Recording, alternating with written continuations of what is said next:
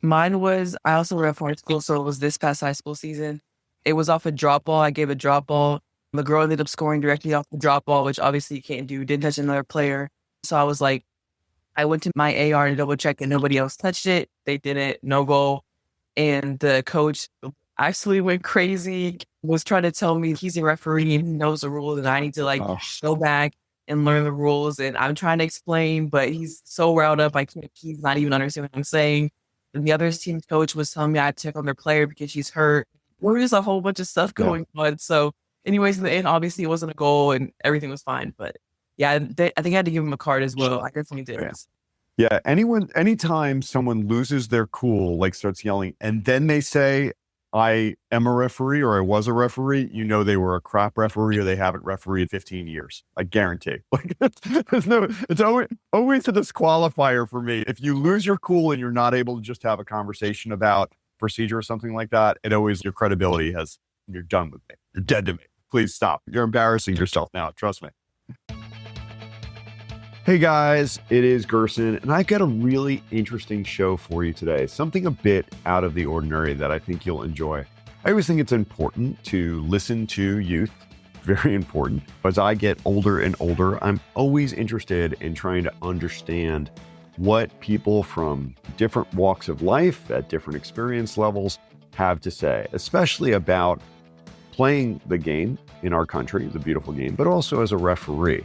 This was a very interesting conversation that I had today with three young people who are going to start the Tuskegee University men's and women's soccer program. So I just think it's so cool. If you're not familiar with Tuskegee University in Alabama, it is a historically Black college and university, and one of the few HBCUs that actually has soccer programs for men or for women. Again, historically, African Americans, Black culture, society here in the US has not been as big into soccer as they have been into basketball or American football as a generalization, very much general terms. I think that is the data would bear that out.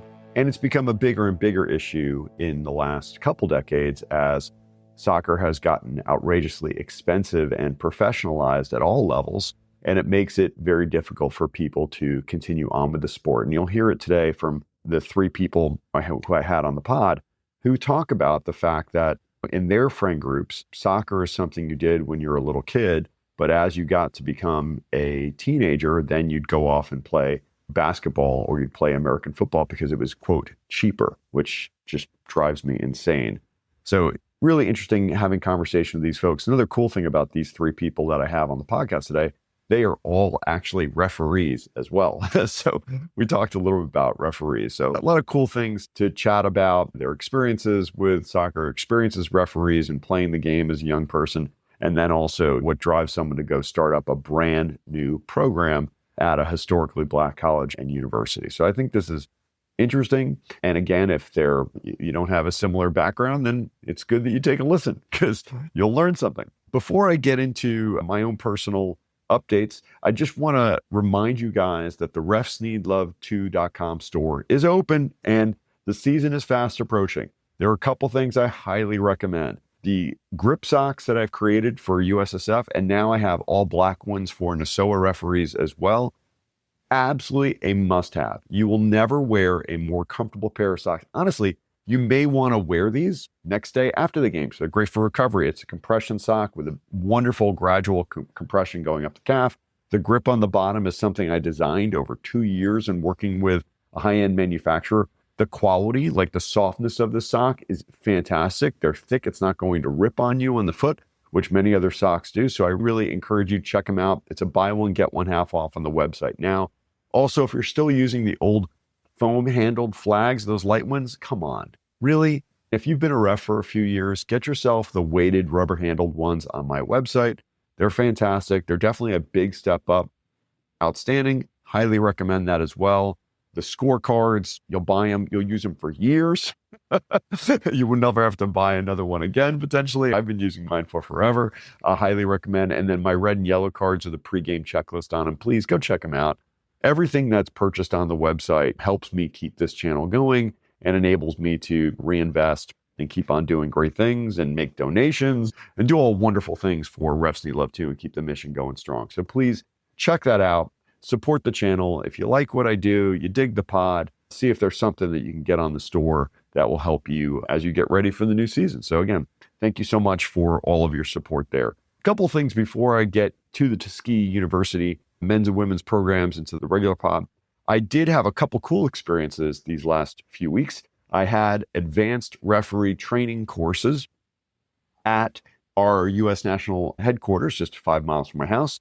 We actually, for Georgia, every year, we do at least one, usually coincides with the fitness test. And this time we had Essie Baharmast, who was with us. He flew in for the event and did an all-day training in the classroom. And Essie is just a phenomenal human being. If you've gotten to spend time with Essie, you've gotten to listen to Essie, you'll know that. He really is truly a phenomenal human being. If you don't know Essie, again, former World Cup referee, Iranian born, lives in Colorado, is I believe the Colorado SRA state referee administrator. He's just does a lot to give back to the game. He's always doing trainings, and he's widely kind of considered as one of the best trainers that are referee coaches that we have in the United States. And this training that he gave us was really just lessons and words of wisdom on a range of different subjects. We looked at tons of video analysis, but the video analysis was really very pointed. It talked about foul recognition. It talked about body language. There were so many other things. And he just gave a lot of types of words of wisdom and guidance for us. I thought this was really interesting. He had a real section that talked just about, personal values and beliefs. Again, talking about you must be enough without it, and meaning without the whistle and without the cards. A whistle and cards can be helpful tools, but the referee and their presence and their communication skills and the energy that they give off is just as important. And so there was one particular slide that I just want to walk through where he talked about the first thing up there was think positive, talk positive, act positive. The importance of a positive approach both on and off the field to handle pressure and maintain balance. I can't even tell you how critical that is. It is a gift and it can be a skill that you learn just to talk positive to yourself all the time, to be positive every single day, to wake up with a positive mindset, to react to things with a positive mindset. Again, it's not if something bad or something difficult is going to come your way, it's how you respond to it that matters. And I think that is so important. If you're going to be a referee, there are going to be challenging times ahead. And it's so critical for you to learn how to approach being a ref with a growth mindset, which is fantastic. I love the idea of the second one he gave was we over me mentality, emphasizing teamwork and the collective effort over individual recognition. Man, I tell you, he gave a couple wonderful things, like little bits of body language and signals that he used to use with himself as a referee and assistant referees before the advent of comms and eye contact and just little looks and hand signals they would use together to say, hey, the game is a little bit too tight, maybe loosen up. Hey, it's gotten a little bit away, maybe pull it back, whatever it might be. But all of these little things that he would do with his referee team to be able to communicate certain small details or just overall feelings about match flow and tempo, or is this the right decision, is the wrong decision, whatever it might be. But again, working collectively as a team. And that's on and off the pitch, which I think is very important. This third thing that he talked about was staying balanced and humble. Referees should keep their, quote, feet to the ground and their eyes to the stars, unquote, handling both success and setbacks with humility and grace. I love that. I love that. Listen, you can be a really good referee. That's fine. But don't be a dick about it. And I will tell you, I know one guy, I'm not going to throw out a name, but he's not humble as a referee. Good referee, and he's made it to a regional. Again, you're in the top 1.5% of referees. I don't think he's going any further, though, just because he lacks humility and he kind of rubs people the wrong way. And that's really difficult as a team, as a referee team. He also doesn't take feedback very well. He's not completely open to getting better and to improving. And he might say it, but you can tell he's not really listening, and he thinks his shit don't stink. Okay, that is really not the right mindset. Again, we need to work together and help everyone get better. And you may have a really good game, but your next game might be really bad. Try and stay somewhat humble. Try and stay always learning. Try and see how you can help other people, how you can build other people up. That's really what we're looking for in the referee community. It's what makes a great teammate, that's for sure. The fourth one he talked about is do it because you love it. And this is his primary advice for aspiring referees. And he talks about motivation should come from passion for the game. Listen, I think getting a first job and earning money can totally be a reason for someone to become a referee. But if you want to advance as a referee and you want to move up from U6 and U8 and U10 games or U12 AR positions, you've got to do it because you really dig the game. Again, as you move up to higher levels, U10 Academy, U13 matches, people are looking for a referee to have that same energy and enthusiasm for the game they're seeing from the players and the coaches and the spectators. Once you move beyond that recreational U8, they really need to see someone who's moving to get into position, who's reading the game, who's feeling the game, who's sensitive to when emotions might be boiling over and is not completely removed from it. There has to be some love out there for what we're experiencing and being a participant in the game. Now, our role in the game as a referee is different from everyone else, but that is a piece of it, and it's important. And if you don't love it and you're not showing some energy and enthusiasm for the game that you're in, it's really going to be hard for you to have match control and credibility out there. So really important. The fifth thing that he talked about in this specific section was talking about being a student of the game, continuously learning and improving by studying the game, taking coaching courses, watching matches, and discussing situations with fellow officials, players, and coaches. I don't know about you guys, but I'm in 2 or 3 different referee chat groups. I do follow different groups on Facebook and Reddit, things like that. And I am always looking to learn, to pick something new. Literally last night, I posted a video from the Women's African Cup of Nations where there was a penalty kick, the goalkeeper infringed, there was a re-kick ordered, and the Moroccan team wanted to switch the penalty kicker because the first kick was missed. It was saved. And the referee, that whole crew somehow didn't communicate, talk to each other, double check. And they said, no, the first kicker who kicked has to kick again, which is incorrect. Laws of the game guidance says, nope, you can totally have a different penalty kicker come on up and take that kick. There's always something new to learn. No one knows everything. I remember distinctly interviewing Carrie Seitz, again, 3-time World Cup referee and our head of referees in U.S. soccer, and was the working, heading referees for the women's game for FIFA for many years. She's phenomenal. And she'll be like, yeah, I don't know everything.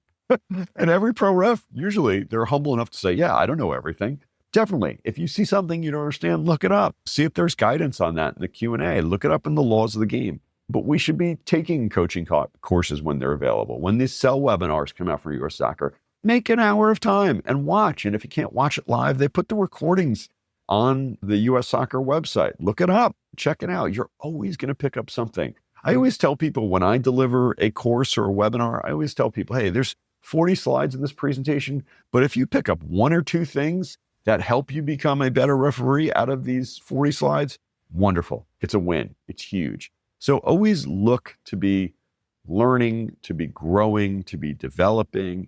When you're watching a match, whether it's on Premier League or MLS or anything, or some local recreational match or academy match or some nature, you're watching another match before you step on the pitch. Look, learn, what can you pick up from other referees? What do you like? What do you not like? What skills or mannerisms do you want to emulate? And I think that's so important. So always be growing, which is really wonderful. So there was just so many great things that he talked about to us. If you have an opportunity to see SE speak, I highly recommend that you make the time to go see him, whether it's in person or online. He's really a very special person who's just a wonderful part of our U.S. soccer referee coach system. and in Colorado and just as an individual. So check him out. All right, guys, I'm going to stop talking now, move into the podcast. There's one last thing. I got to go to the MLS All-Star game with my son last week. We both went in our referee kit, which was a lot of fun. I got to finally meet up with Rubiel Vasquez, one of our great referees here in the United States for the MLS. And I believe he's earned his FIFA badge. He's going to be doing some more international matches soon. Just a really good dude. I met a couple other members of the referee crew. We got to go down on the field and take some pics. But it just never fails. An overwhelming majority of the professional referees I meet are gracious, are humble, are kind, are generous. Just be like that. You don't need to be rude. You don't need to be arrogant to be a professional referee. I would say it's actually quite the contrary. Yes, you need to be confident in your skills and abilities. You need to work hard, but be kind. Be kind. Doesn't matter what job you have in life. Seek to help other people first. Be generous with your praise. Be generous with your time. Seek to help others, and people will love you for it. So again, it's a wonderful thing to see. All right, guys, without any further ado, I'm going to now go right into the Tuskegee men's and women's soccer pod. If you have any comments or feedback, please reach out to me. Again, you can shoot me a DM on Instagram, on Messenger, on Facebook. You can shoot me an email at refsneedlove2@gmail.com. Please support the refsneed.com store. Again, everything that you guys purchase there, all the proceeds go back into making this channel possible. I love you all, and I hope your next match is red card free. And welcome to the Refs Need Love 2 podcast, a show that gets real, raw, and behind the scenes of one of the hardest jobs on the pitch, a referee. I'm your host, David Gerson, a grassroots referee and mentor with 11 years of experience and over 1,500 matches under my belt. You can find me at refsneedlove2.com, TikTok, Instagram, and YouTube. Today's episode is a first for us. We're sitting down with players from the brand new Tuskegee Golden Tigers University men's and women's soccer team. This program, it's their very first season in NCAA competition. They're literally building teams from scratch. And some of these guys aren't just players, they're referees too. So we're getting a rare kind of split screen of what it's like to build a program from scratch, but also what it's like to call the game from the other side of the whistle. So let's get into it. I want to just go ahead and welcome Morgan Dunham, Zachary Eggeston, and Kingston McDonald to the pod. Welcome to the podcast, guys. Hi, thank you. Thank you. So talk to me about this. What makes you decide how did you even find out about building the Tuskegee program from scratch as opposed to potentially going to play someplace else with an already existing program? Yeah, I guess I'll go first. So for me, it actually worked out perfect because I was in the transfer portal. I was coming from Alabama State, which is also another HBCU. I knew Coach Stevens before because he did small group training where I live in Huntsville. So I already had that relationship. And so talking to coaches in the portal, trying to figure out what my next steps was. I obviously had a relationship with Coach Stevens. I also wanted an HBCU or that similar environment. And so for me, it really did work out perfectly. So basically for me, like she said, it worked out perfectly. I was deciding between two different schools and I didn't know which one I really wanted to go to. And I was on Instagram one day and I saw another kid commit. I was like, oh, let me go ahead and email the coach. And I emailed him, sent him my film. 1 week later, he got me on a visit up there and rest is history. I went to a college fair in November, and this time I didn't have a plan to go play in college. I was just going to go to a university and just study my major. But this guy said that Tuskegee, which I already got accepted to at the time, was going to have a soccer team. So I waited a little bit, a few months, and then I emailed the coach and I sent him my clips and he answered right away.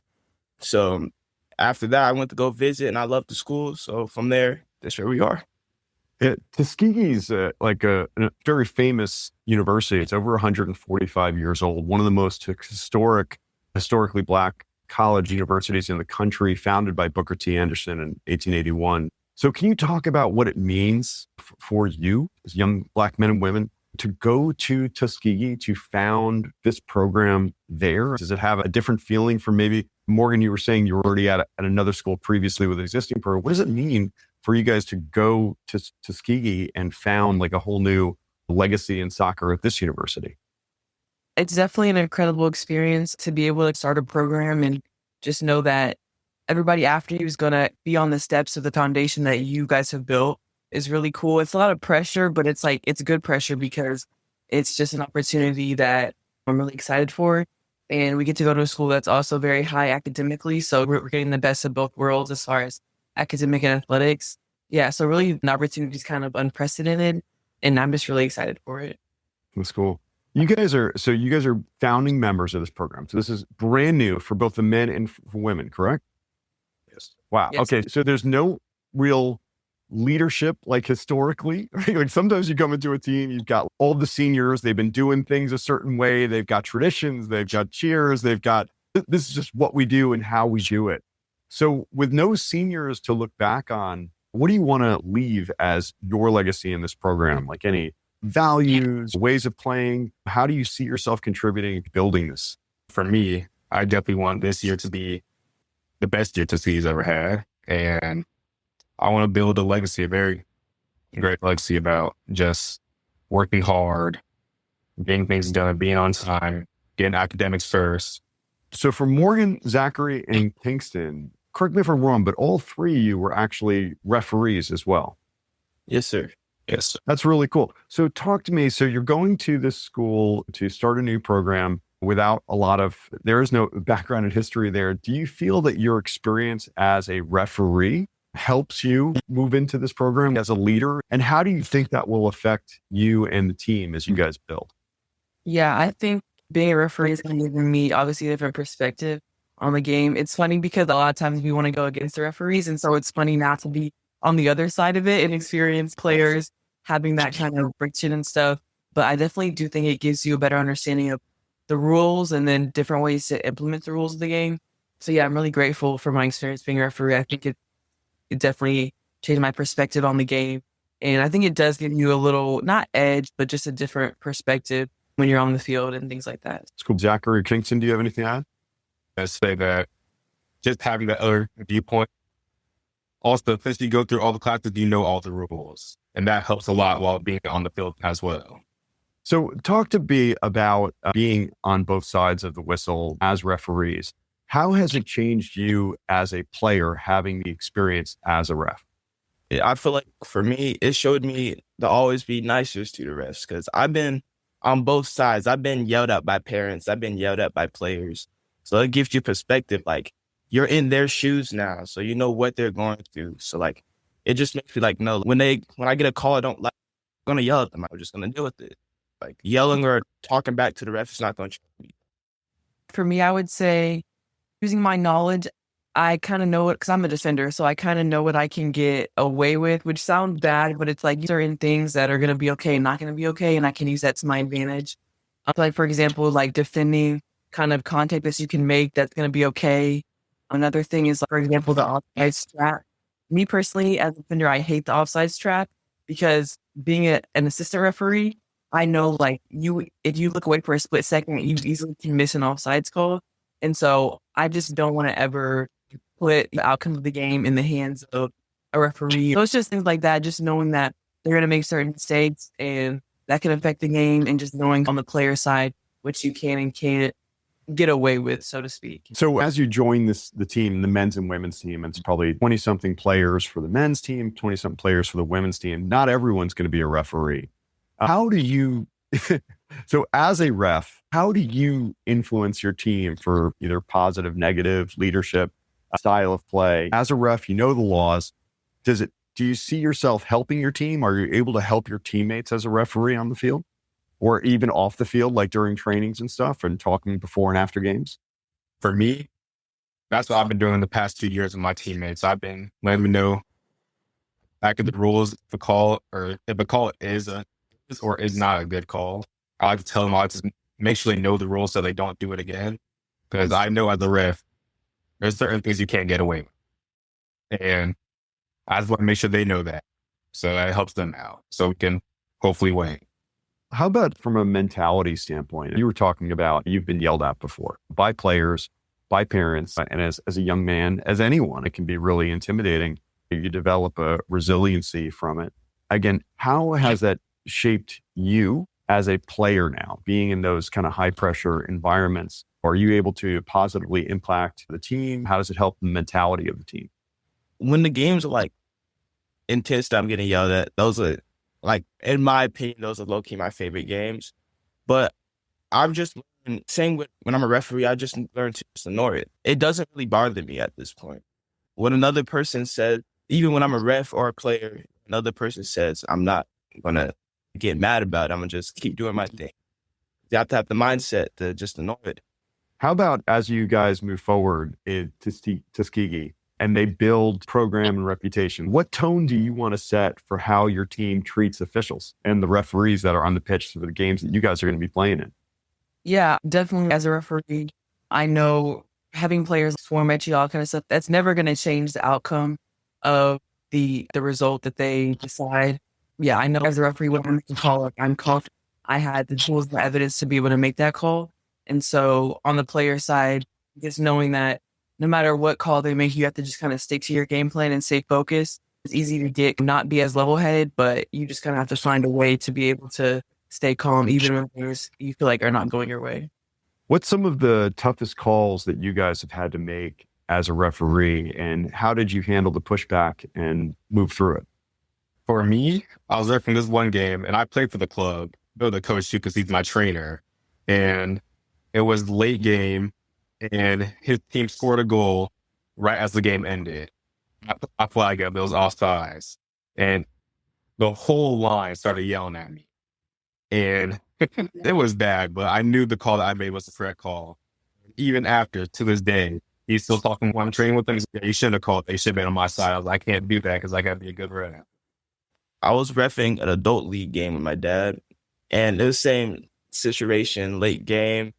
He was a miles offside, so I put the flag up, and the player ran. I was like 17 here, and he ran into my face, yelling in my face, and my dad had to card him for it. And after the game, they wouldn't even shake my hands. They were mad. Mine was, I also ref high school, so it was this past high school season. It was off a drop ball. I gave a drop ball. The girl ended up scoring directly off the drop ball, which obviously you can't do. Didn't touch another player. So I was like, I went to my AR to double check that nobody else touched it. They didn't, no goal. And the coach actually went crazy, was trying to tell me he's a referee and he knows the rules and I need to go back and learn the rules. And I'm trying to explain, but he's so riled up. He's not even understanding what I'm saying. And the other team's coach was telling me I had to check on their player because she's hurt. There was just a whole bunch of stuff going on. So anyways, in the end, obviously it wasn't a goal and everything was fine. But yeah, I think I had to give him a card as well. I definitely did. Yeah, it was pretty crazy. Yeah, anytime someone loses their cool, like starts yelling, and then they say, I am a referee or I was a referee, you know they were a crap referee or they haven't refereed 15 years. I guarantee.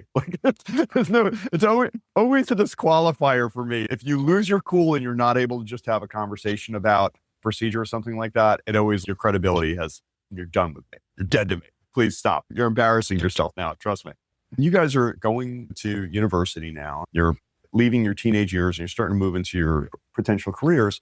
How has being a referee, what kind of life skills do you think you've developed from being an official? For me, I would say decision-making. And with that, obviously as a referee, you make your decision. You're going to have maybe 5-10 people upset with that decision. So for me, I've translated that into, in the real world, when I make a decision, as long as I have the evidence, I know that it's the right decision for me. Really just staying confident in that choice. And no matter what the outside noise is, just knowing that it was the right choice for me. So I feel like that's how I've tried to translate it off the field.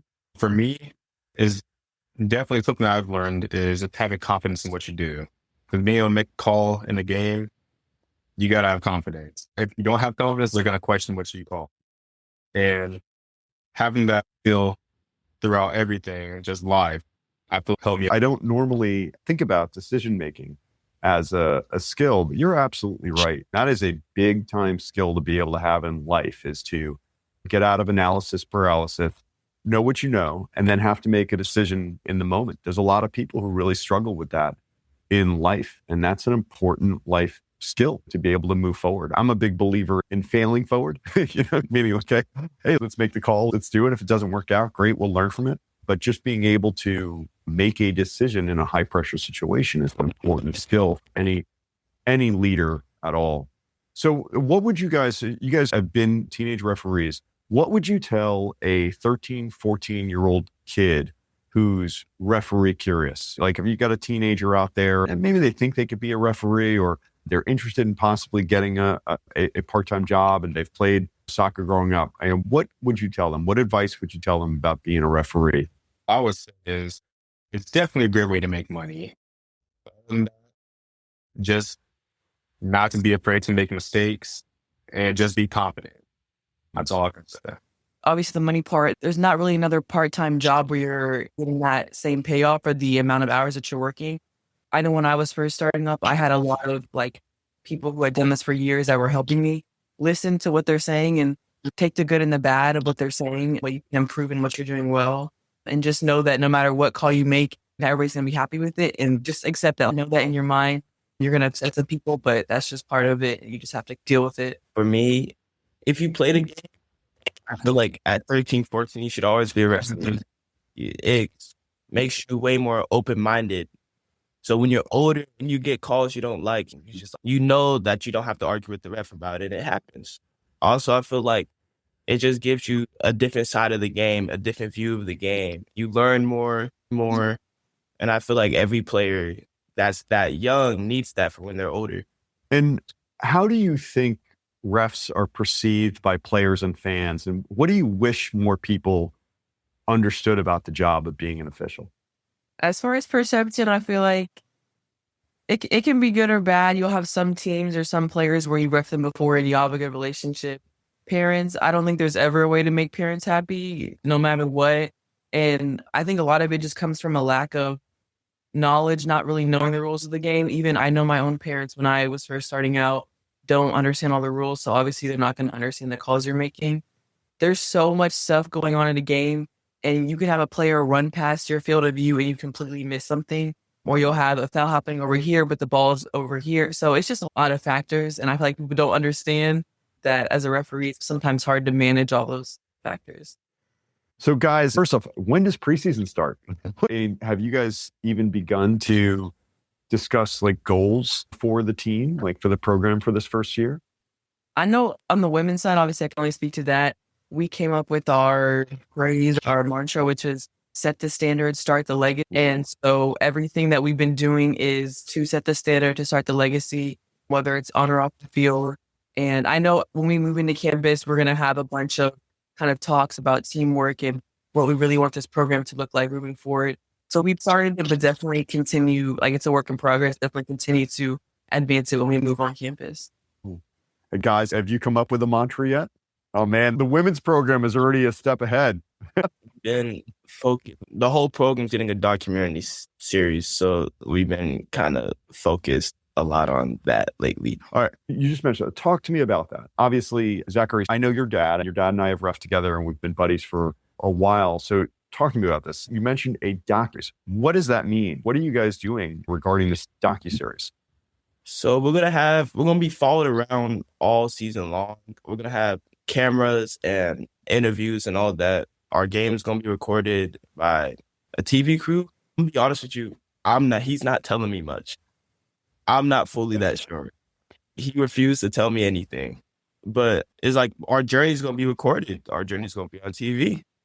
That's so cool. I do have one question, but one thing that just occurred to me, I made a note earlier. So there's 54 players on the team. And I know, Morgan, you're based in Alabama, but Zachary, I know you're by me on the south side of Atlanta. From what I understand, 22 people out of the 54 in the men's and women's teams are based in the Atlanta area.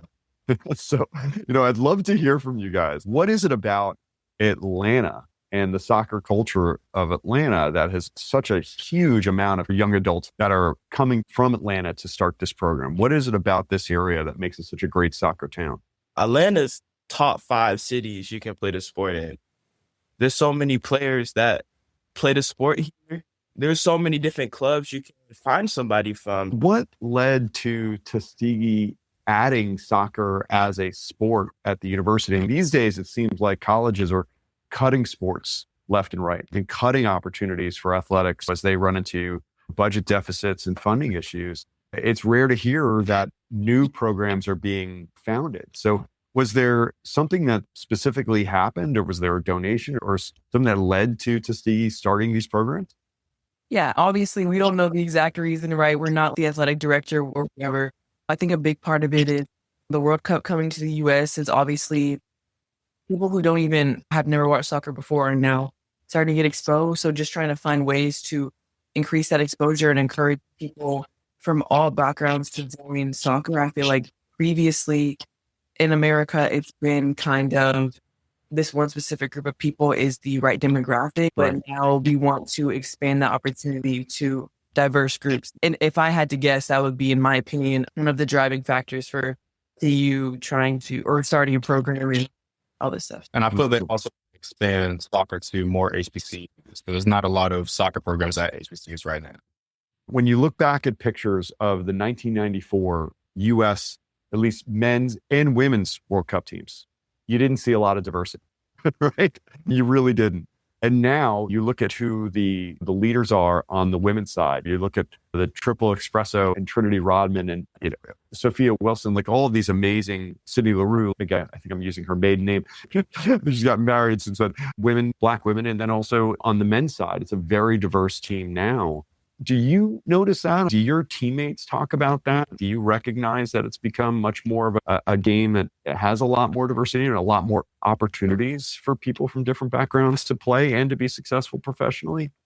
Yeah, I'm definitely excited. I feel like I always had people who were like, "Oh, growing up, soccer wasn't even a thing that we did. Actually, just football and basketball." I'm really excited now that I'm able to play with people who look like me, who have similar goals and values to me. So yeah, it's really a great opportunity. I think that's so cool. I will say this, there is a running refrain, if you will, that you hear often in broadcasts and stuff. It's because soccer is still, it's rising, but it's the third or fourth or fifth historically most popular sport in the United States. Everyone's like, oh, if our best athletes played soccer, if everyone played soccer, we'd have the best team in the world. Are you feeling that now, that like amongst your friend group, that soccer in particular is it catching up with basketball, football, and other sports in your communities? Are you seeing that? Or does it still have a long way to go before it becomes the most popular? I know, starting from a very young age, a lot of people have played soccer, but they don't stick with it. And that's because it's not one of the most popular sports. It's usually basketball, football, or baseball. But I feel like now after World Cup, people are starting to stick with soccer. And that's one of the sports that's more popular now. Yeah, I definitely agree. I feel like I've been told by my own friends that soccer is one of those sports that you do when you're little, like at the YMCA, and then you don't ever do it again, which is funny to me because that's obviously the complete opposite of my experience. But yeah, I definitely think opportunities like the World Cup and there's a ton of commercials and branding and all that kind of stuff is definitely giving people more of that access to see soccer is actually really cool. So hopefully, I think we still do have a decent way to go, but hopefully soon we'll be able to kind of catch up. Soccer's expensive, man. A lot of my friends dropped the sport because of cost. Most of my friends switched to football because it's less money. I feel like if it was a little bit cheaper, I feel like the sport here would be way higher than what it is now.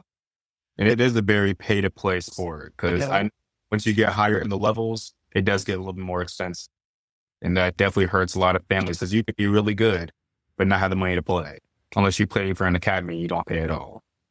Yeah. We only have one academy here in Atlanta that has an MLS club where it's free. Everything else is extremely expensive. Yeah. And I was like making this point and that's why in America we're so behind. In other, especially in Europe, look at Lamine Yamal. He got recruited to play at Barcelona at 6 years old and was making money for his family this whole time. Versus in the US, you have to pay thousands of dollars to get ECNL showcases and opportunities like that. And so I think just that difference is what makes it so hard for soccer to catch up to other countries because of the expenses.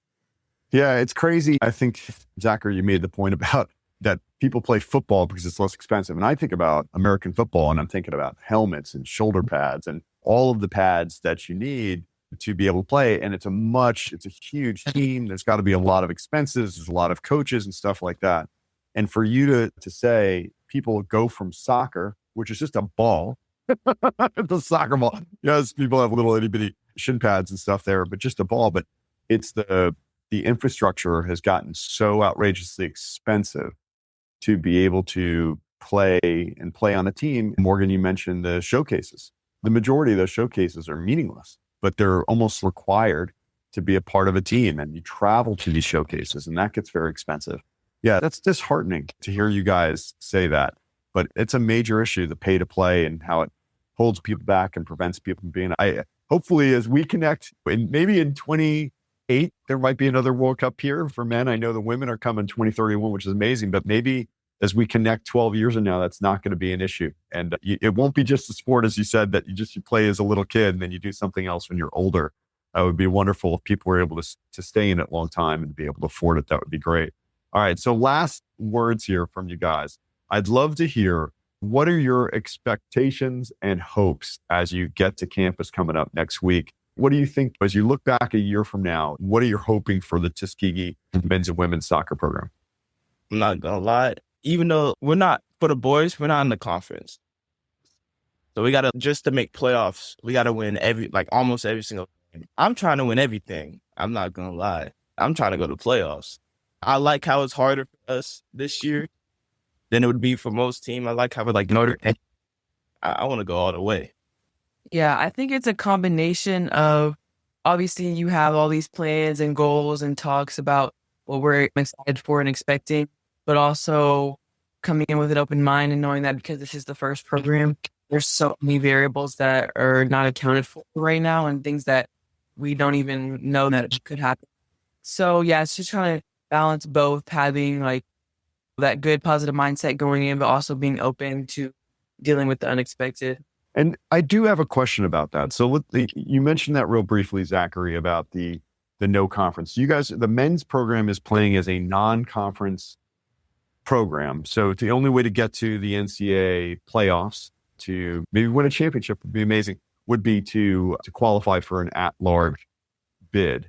But so help me understand. So there is, for football, for American football, sorry, I always have to qualify when I'm talking with my soccer friends about for American football, I believe there are conferences that have a significant portion of HBCU schools. So there's the SWAC, right? The SWAC and the MEAC, which are Division I conferences. Is there just not enough soccer teams in HBCUs right now to be able to make up a conference? There's not a lot of HBCU teams. And the HBCU teams we have, they're all spread around the country. So there's not enough teams for us to really play anybody. I hope for you guys, the next World Cup cycle, whether it's 4 years from now or it's 12 years from now here in the United States, that there are soccer programs at every HBCU school. That would be fantastic. But it would be wonderful to see one at all of the HBCUs at some point in the future. That would be fantastic. I hope the sport just keeps growing and gets more affordable and opens a lot more opportunities. So again, guys, I just am so thrilled to have this conversation with you. And I wish you guys all the best in your upcoming season. Morgan, Zachary, Kingston, thank you so much for your time. And I really appreciate you being on the pod. Thank you. Thank you. I do have a question for you real quick before I go. Guys, how can people keep up with your progress this season? Is this docuseries going to be on YouTube, live weekly? Is it going to be something that's released years from now? How do people keep up and see how Tuskegee University men's and women's soccer does this year? Where do they go? Both be on both teams' Instagrams, and throughout the season, we'll be posting stuff, just the team and players, so everybody can keep updated. Outstanding. So I'll make sure to post the Instagram for both teams in the show notes. So please check it out there. Again, guys, thank you so much for the pod. And I wish you guys all the best in the upcoming season. For everyone out there who's listening to the pod, thank you for dialing in today. Let's definitely send them our love and support. Again, a team made up of some referees, so let's make sure we show them some referee love, which would be fantastic. And for all you guys out there, good luck in the upcoming season. Definitely check out last week's pod where we talked about the new laws of the game. And I hope your next match is red card free.